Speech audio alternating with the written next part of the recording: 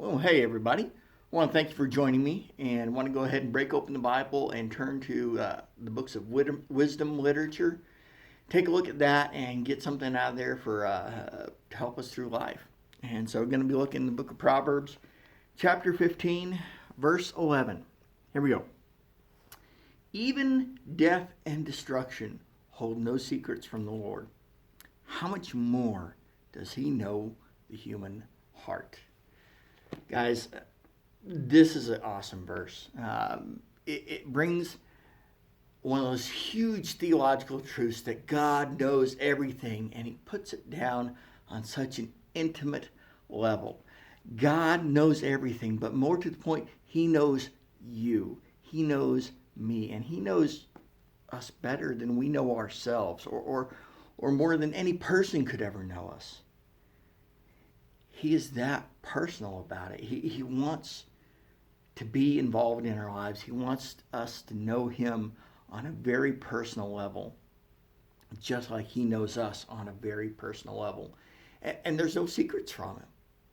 So all those times that we're lying to friends or family, even if it's a little white lies or, the big whoppers, doesn't matter, because those are still, it's all something he sees through.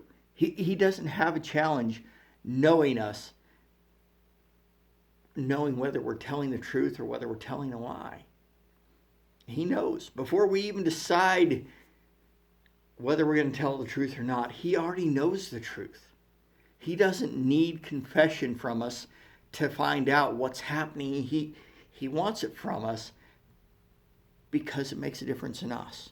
Because telling the truth to ourselves is one of the first steps in being able to fix what it is that ails us. If we can't be honest with ourselves, we can't fix anything about ourselves.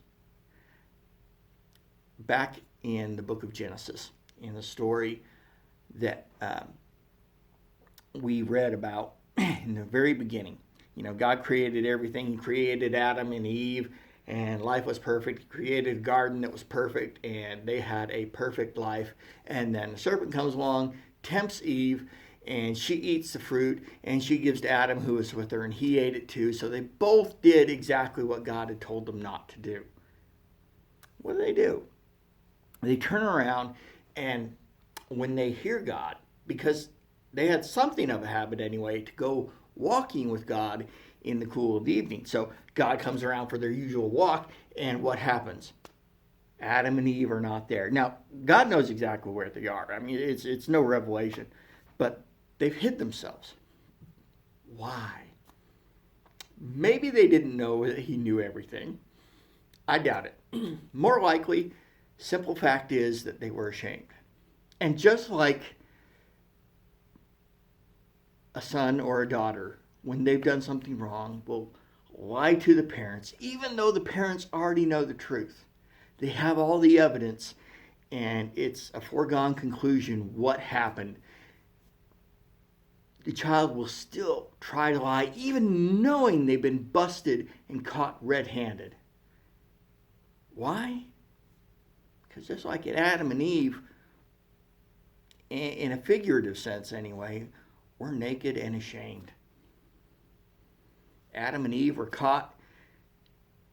They saw themselves as naked. They knew they had sinned and they had done wrong against God. And God just comes up to him and says, hey, so what happened?